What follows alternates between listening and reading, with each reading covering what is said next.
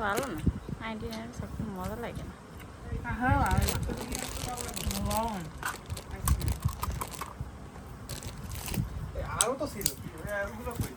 এটা mango juice তাহলে আমি বলি আমার দুঃখের কাহিনী আমি বুঝছো কিনতে গেছে মাশরুম বেটা আমার মাশরুমও দিয়েছিল আমি আবার পাকনামি করেছে সিমের বিচি লয়ে এসেছি কেন আমি খেয়াল করি নাই কেন কেন